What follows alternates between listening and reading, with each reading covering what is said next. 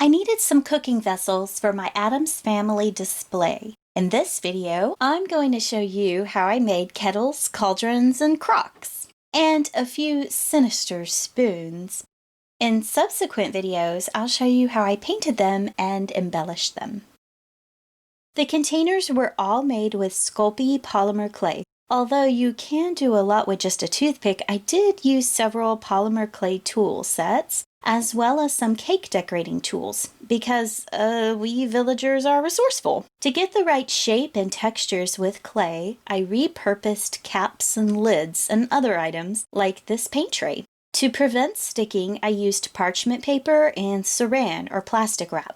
Let's see, what else? Scissors and biscuit cutters. And then I always keep a village piece close by to ensure I get it close to scale. I also have some guides that I can look at while I model. Since kettles have a simpler shape, I started with that. Now, I'm no polymer clay expert modeler, but if there is something I really want to add to the village, I try to make it out of clay if I can, because it is really easy to work with. You just have to watch out for sticking. I like the oven-baked clay because it allows you more time to model. Any Addams Family, Gothic, medieval-inspired, witchy, Halloween display needs a cauldron. When you need to make ropes or long strings of clay, I find that moving your hands left to right while you roll helps to even out the width.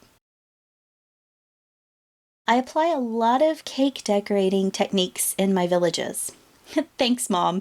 I never imagined that those Wilton classes would come in handy outside of a kitchen. Working with clay is a lot like fondant or gum paste. Admittedly, gum paste is a little easier to work with than clay. Could there be icing in my villages? Well, that's for another video. I left a lot of these vessels hollow on the inside, but you don't have to. While it does conserve clay, it is harder to maintain a consistent shape.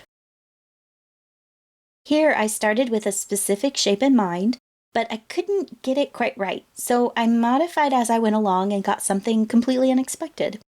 If you get into a rut with the clay, glance away from your cheat sheet and close your eyes and just see how the clay unmolds. There are always ways to camouflage. Every creepy kitchen scene should have a fermentation station, so I'm going to throw in a crock, but not the reptilian kind, although a crock would be kind of brilliant. One thing I have learned in working with clay is that it is easier to add and blend than to carve away. So, in instances where I need a rim or a handle or a lid, I'm making it separately and then pinching it or smoothing it on to the other piece.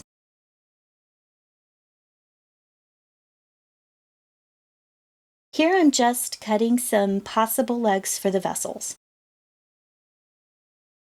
Not yet sure what'll go with what. I'm just looking at my cheat sheet for some basic shapes. The more unnatural or misshapen, the better.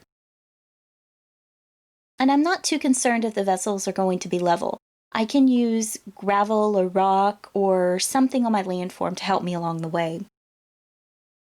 And if you are boiling, battering, bubbling, or brewing in any one of these receptacles, you really should have an equally bewitched spoon. I'm just twisting strands of clay into gnarly stir sticks. All right, we are 1/3 done with the kettles, cauldrons, and crocks project. Up next, painting the containers. Don't miss it!